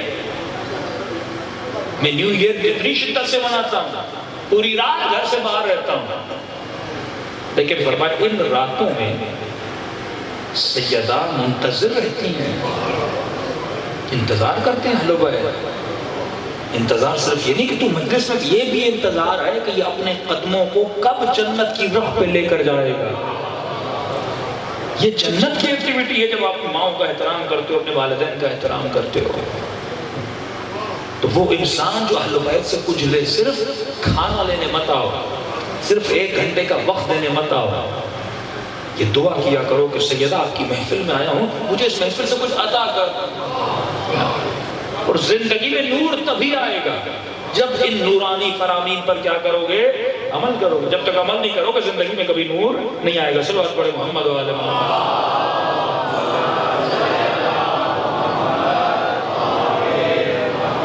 آپ کو ایک چھوٹا سا ہنٹ دوں، یہ بعض اوقات پروردگار عالم الہامی طور پر انسان کو بعض چیزیں عطا کرتا ہے۔ کئی سالوں سے میں ایک چیز کے بارے میں بہت سوچتا تھا کہ یہ کیوں ہے کہ مثلا ہمیشہ دائم ذکر رہو، زبان پر ہمیشہ ذکر خدا، مثلا 1000 مرتبہ کہو یا اللہ یا اللہ یا اللہ، یا ہمیشہ ذکر صلوات پہ مشغول رہو۔ تو کافی علماء نے جوابات دیے، لیکن ایک مطمئن کن جواب مجھے نہیں مل رہا تھا کہ ایک تو یہ ہے کہ ثواب ہوگا، یہ آپ سب نے سنا ہوگا۔ دوسرا یہ ہے جو کثرت سے صلوات پڑھتا ہے اسے تب تک موت نہیں آتی جب تک اہل بیت کی زیارت نہیں کرتا۔ یہ بھی ایک ایسا اجر ہے جو مرنے کے بعد ہے، لیکن اس دنیا میں اس کا مجھے کون سا ثواب فائدہ ملے گا؟ جس فائدے کو محسوس، جس کے بعد آپ محسوس کریں کہ میں پرواز کر رہا ہوں، ایک ایسا سکون پریکٹیکلی آپ کے وجود میں آتا ہے۔ یا جتنی میڈیٹیشن چل رہی ہے اس کے کچھ راز ہیں جو آپ اگر سمجھ جائیں تو آپ کی زندگی میں سکون آئے گا۔ سب سے بڑا فائدہ جو ذکر کا ہے تو آپ کو پتہ ہے کیا ہے؟ آپ اپنے ذہن کو ایک جگہ پہ کنٹرول کر لیتے ہو۔ حیدرآباد سے جا رہے ہو کراچی، زبان پر کوئی ذکر نہ ہو، کبھی موبائل چلاؤ گے، کبھی ذہن میں خیال آئے گا کراچی میں جا کے کیا کرنا ہے، کبھی کوئی ٹینشن، کبھی کوئی مسئلہ، کبھی ذہن گھومتا رہے گا پوری کائنات۔ لیکن جب ایک ہی ذکر کرتے ہو نا، مثلا 2 گھنٹہ یہاں سے کراچی جاتے ہو پڑھتے ہو اللہم صلی علی محمد و آل محمد، ذہن کا جو کنٹرول ہے وہ کس کے ہاتھ میں؟ بہت بڑا پاور ہے یہ جو اہل بیت آپ کو دینا چاہتے ہیں، یعنی آپ کا ذہن کنٹرول رہے گا ایک ذکر پر، وہ ذکر اللہ ہو، وہ ذکر محمد ہو، وہ کوئی بھی ذکر ہو۔ جب آپ کرتے ہو نا، یہ سب سے بڑی میڈیٹیشن ہے جو خدا نے آپ کو دی ہے، سب سے بڑی میڈیٹیشن۔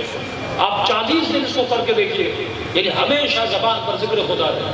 اس کا مطلب آپ کے پاس اتنا پاور ہے کہ آپ اپنے ذہن کو کنٹرول کر رہے ہو 24 گھنٹہ، زبان بھی کنٹرول پر، یعنی 2 چیزیں کنٹرول میں رہتی ہیں جب آپ ذکر کرتے ہو، ایک زبان ایک ذہن، اور دونوں خطرناک ترین چیزیں ہیں۔ فرمایا اکثر لوگ جو جہنم میں جائیں گے وہ زبان کی وجہ سے، اب جس کی زبان پہ ہو ہی محمد اور آل محمد،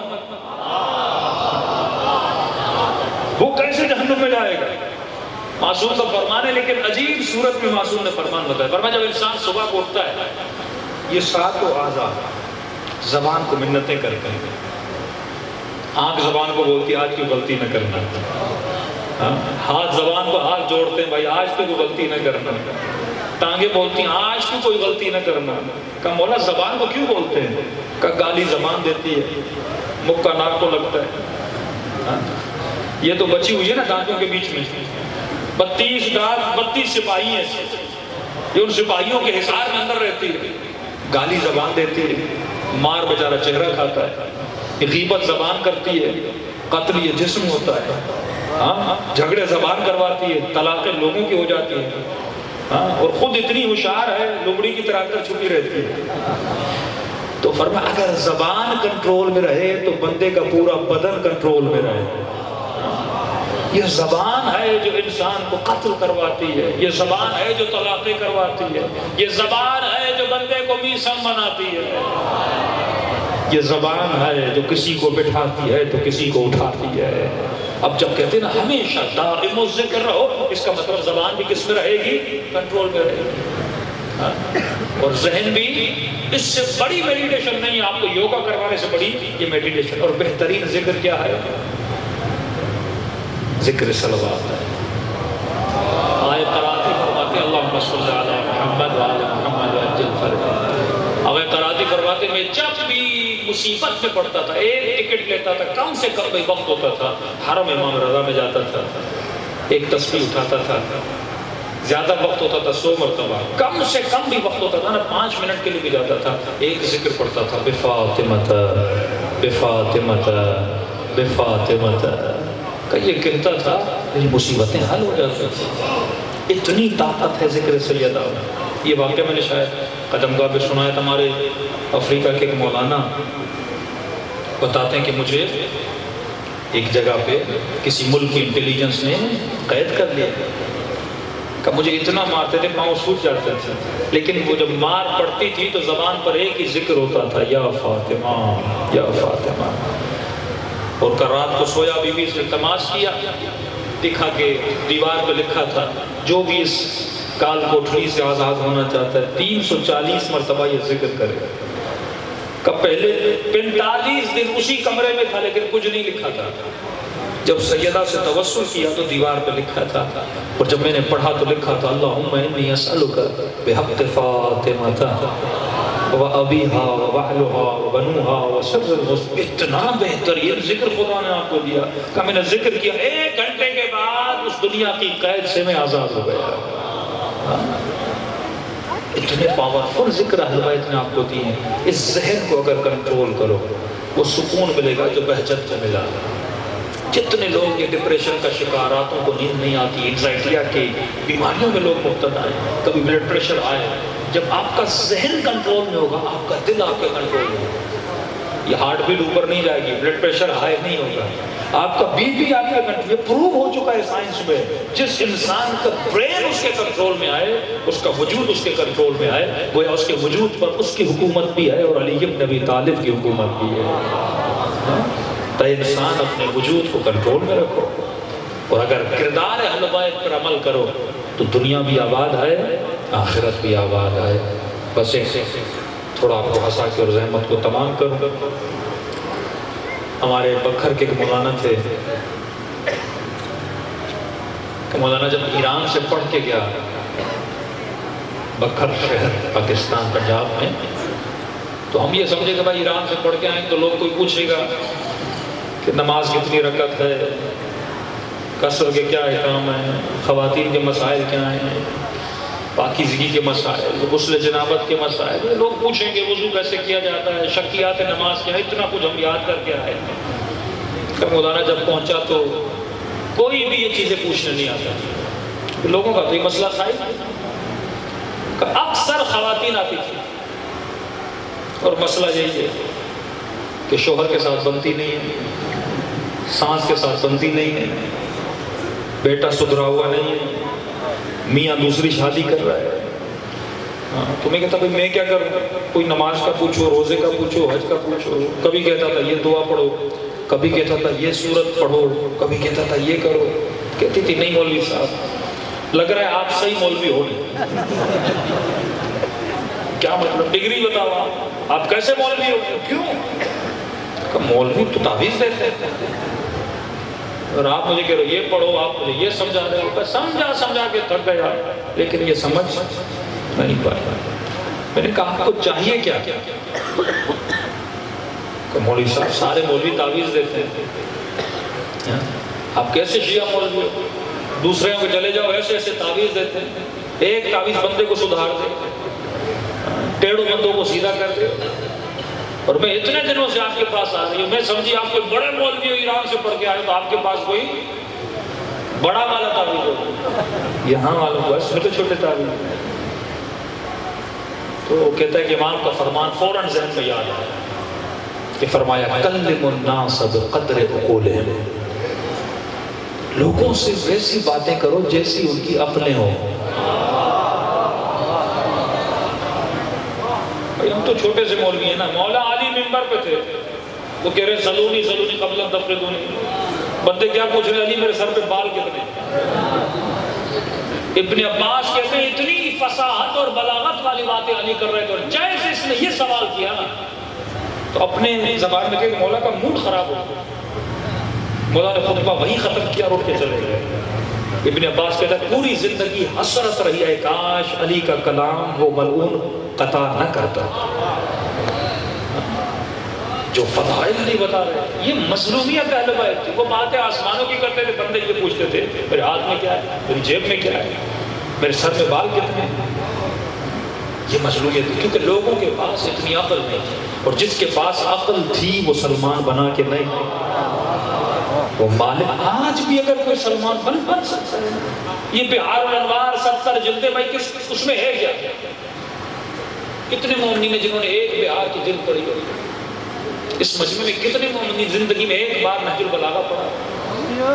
اس میں کتنے مسلمان ہیں جنہوں نے کمپلیٹ نہیں، چلو زیادہ نہیں، 3 جز قرآن کی تفسیر پڑھی ہوئی؟ اس کا مطلب ہم خود نہیں چاہ رہے، ہمیں بس ایک واہ چاہیے، مزہ چاہیے، تھوڑا سا ہنسیں اور مسکرائیں اور واپس چلے جائیں۔ آج بھی امام زمانہ منتظر ہیں، جو امام سے فیض لینا چاہتا ہے وہ مولا سے فیض لے لیتا ہے، وہ کریم ہے، ان کے در پہ کسی چیز کی کمی نہیں ہے۔ صلوات پڑھے محمد وعلی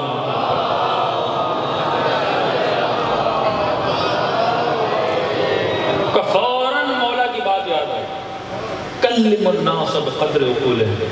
تو یہ بات یاد رکھیں، اصول کافی کا جو پہلا باب ہے، پہلا سبجیکٹ، وہ کون سا ہے؟ نہ ایمان ہے، نہ نماز ہے، نہ امامت ہے، نہ رسالت ہے، نہ ولایت ہے۔ پہلا باب ہے باب عقل، یعنی عقل ہوگی تو ولایت سمجھ میں آئے گی۔ آج کل بڑے بے عقل ولائی گھوم رہے ہیں۔ عقل اگر انسان کے پاس نہ ہو، اب کوئی ایسا ولائی آپ کو ملے جو کہ میری نماز بھی علی علی، میرا روزہ بھی علی علی، میری زکوٰۃ بھی علی علی، میرا خمس بھی علی علی، یہ ایسا کیوں کہہ رہا ہے؟ کیونکہ سست ہے، نماز پڑھنی نہیں، اچھا پڑھنی بھی نہیں، بچنا بھی ہے۔ سمجھ رہے میرے بھائی؟ یعنی پڑھنی بھی نہیں ہے کیونکہ سست ہے، اب ڈر بھی ہے، نہیں پڑھوں گا تو وہاں جوتے تو لگیں گے، اب اسے بچنا بھی ہے، تو اس نے سہارا کس کا لیا؟ علی کا لیا۔ اب بولے گا میری نماز میں کوئی منع نہیں، تیری نماز علی نماز نہیں ہے، بحث کرے نہیں میری نماز علی علی ہے۔ 4 چیزیں یاد کر لی، سیدہ نے فرمایا تب تک جنت میں نہیں جاؤں گی جب تک میرے حسین پہ رونے والے نہیں جائیں گے، تو کہا میں تو رویا تھا۔ سمجھ رہے ہو نا؟ اب شیطان اس کے وہم کو اس کی عقل پہ غالب بنا دیتا ہے، اسے بچاتا بھی ہے، اسے راستہ خود دکھاتا بھی ہے۔ میری نماز بھی علی علی میں، اب اگر عقل سے سوچے، اگر نماز کی معافی کسی مولائی کے لیے ہوتی تو مولائی سے پہلے مولا کے لیے ہوتی۔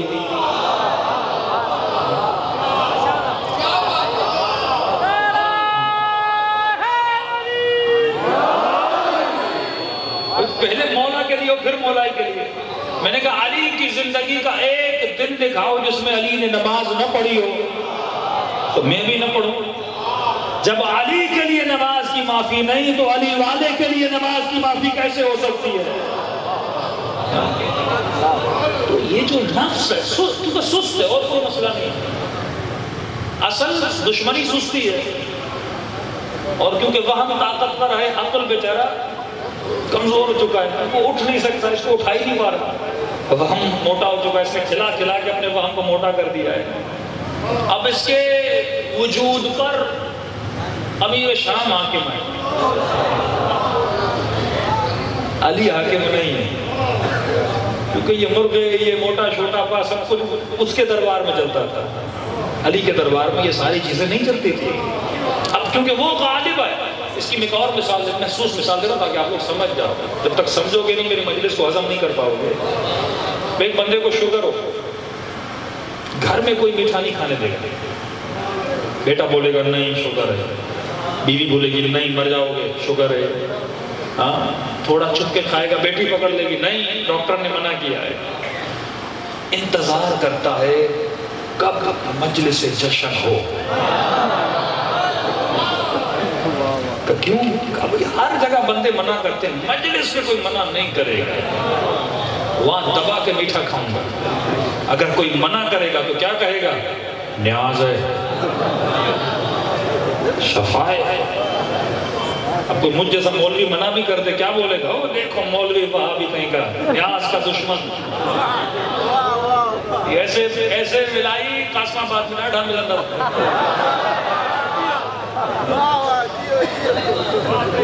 ملو بڑا نیاز ہے دشمن، نیاز کا دشمن ہے۔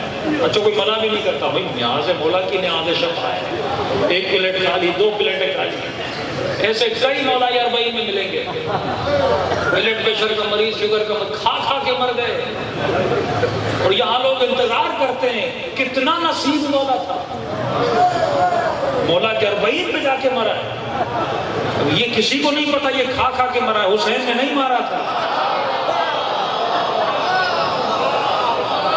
بھائی اللہ ظالم ہے، حسین زیارت پہ بلا کے تجھے کیوں مارے؟ وہ تجھے زندگی دے تو اگلے سال اور زیارت نہیں کر، تو بار بار ایک بندہ واقعا ریئلی مر جاتا ہے، حقیقتاً بیمار ہوتا ہے، عمر رسیدہ ہوتا ہے، لیکن ایسے حقیقی لوگ بہت کم ہوتے ہیں، جن کو ہم نے اربعین میں دیکھا وہ کھا کھا کے مرے تھے، ہر موقع پہ کھڑا ہے، کھا رہا ہے، بھائی آپ کا بلڈ پریشر ہائی، نہیں مولانا شفا ہے، مولا کا نیاز ہے، یعنی اس نے فیصلہ کیا پوری زندگی اپنا پیٹ حسین کے نیاز سے بھر کے مرنا ہے اس کو۔ تو میں نے کہا اللہ نے عقل دی ہے کہ نہیں، اگر واقعاً تیرا یہ عقیدہ ہوتا کہ نیاز شفا ہے تو حسین نے یہ کب کہا تو پورا پیالہ کھائے گا تو شفا ملے گی؟ عقل ہے نا، اگر شفا ہے تو ایک پتی میں شفا ہے، اگر نہیں ہے تو پورے پھولوں میں نہیں ہے، میں نے کہا اگر شفا ہے تو چاول کے دانے میں بھی شفا ہے، یعنی تو شفا بھی لے اور اپنے نفس پہ بھی قابو کر، یہ نہیں کہ تو اپنے نفس کی خواہش کو پورا کر رہا ہے حسین کے نیاز سے، نہیں، اگر عقیدہ شفا ہے، ہمارا عقیدہ ہے کہ جس پر اہل بیت کا دم پھونکا جائے، قرآن پڑھا جائے، الحمد پڑھا جائے، ایون بسم اللہ پڑھا جائے، وہ پانی شفا ہے، گھر میں گلاس پانی پی رہے نا بسم اللہ الرحمن الرحیم پڑھ کے پیو، شفا ہے، ذکر خدا جس چیز پر ہو، ذکر محمد اور آل محمد وہ چیز شفا ہے، لیکن یہ نہیں کہ تمہارا عقل کہہ رہا ہے، کیونکہ یہ مٹیریل ہے، مٹیریل باڈی میں جائے گا تو کیا ہوگا؟ اگر باڈی کو نقصان دے گا، اب یہ تو نہیں میں زہر پہ بسم اللہ پڑھ کے پیوں شفا ہے، ایسا تو نہیں ہے، اگر تم شفا کے لیے کھا رہے ہو شفا ہے تو حسین کی نیاز کی دیگ کا ایک چاول بھی شفا ہے،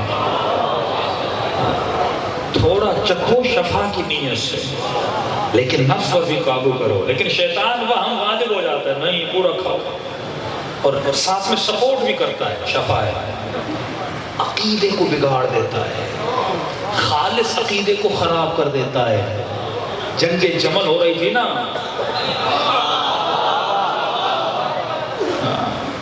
مروان جیسے لوگ چیخ رہے تھے آؤ آؤ، بی بی کی اونٹ کی فضلے میں شفا ہے، مسلمان وہ تبرک کے طور پہ بی بی کے اونٹنی کا جو فضلہ تھا اس کو لے جا رہے تھے، اور آج الزام ہم پہ لگتا ہے کھایا انہوں نے پہلے تھا، صلوات پڑھیں محمد و آل محمد،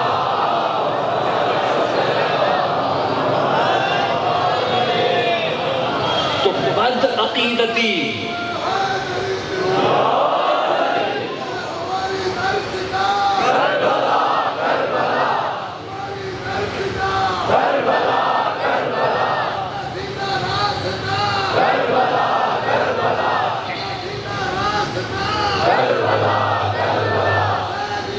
زندہ باد زندہ باد مرد آباد مرد آباد.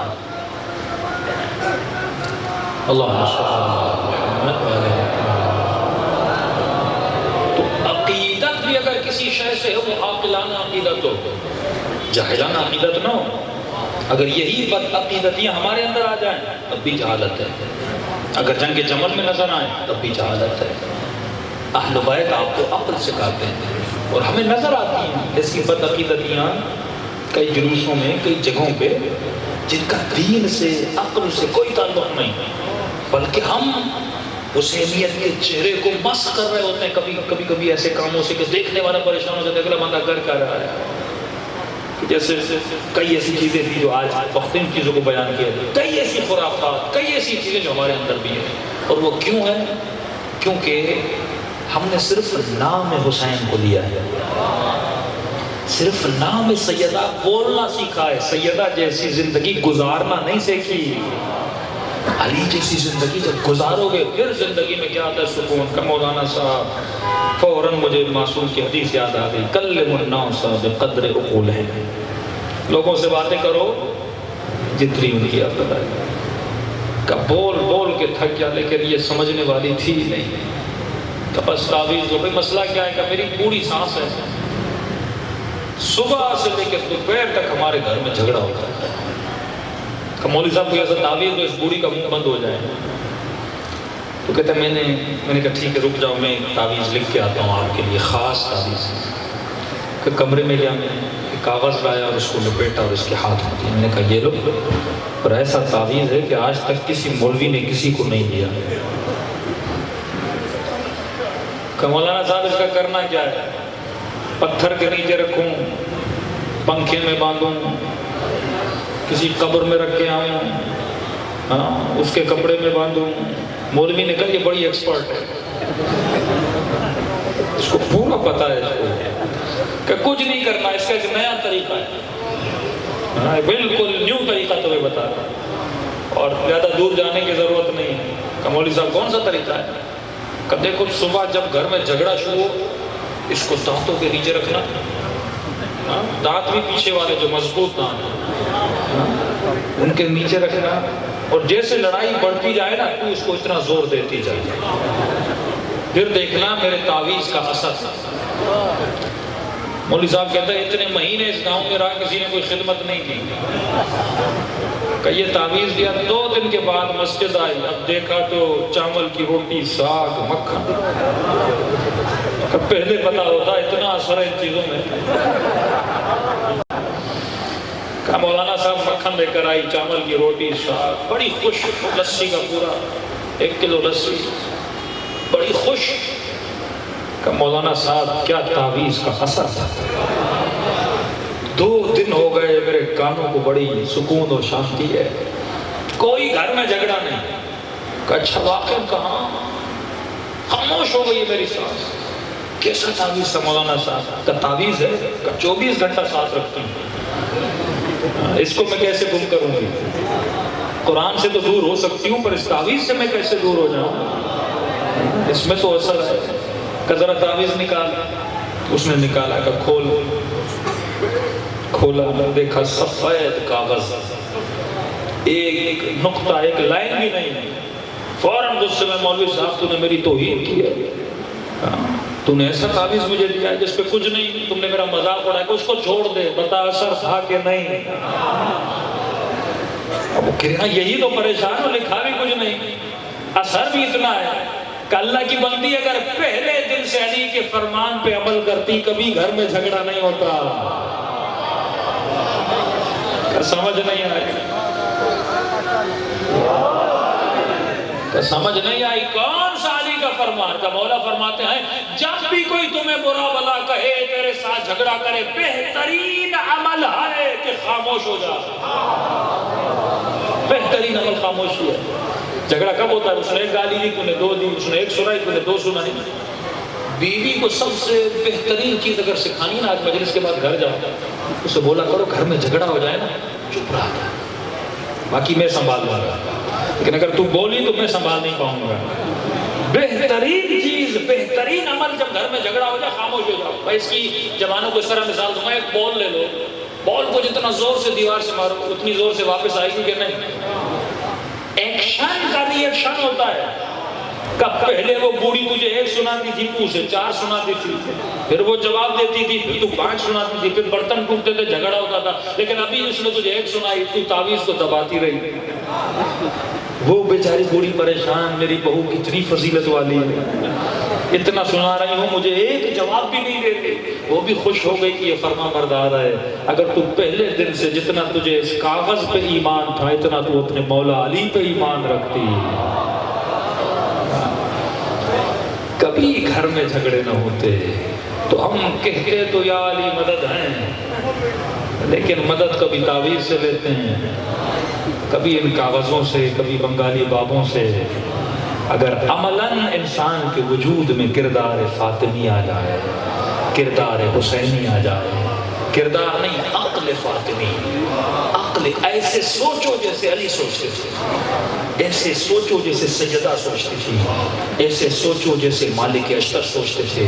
اور علی جیسا سوچنے کے لیے علی کو پڑھنا پڑے گا، اہل بیت کو ریڈ کرنا پڑے گا، اور پڑھنے کے لیے کتاب اٹھانی پڑے گی، وقت نکالنا پڑے گا، ارادوں کو مضبوط کرنا پڑے گا.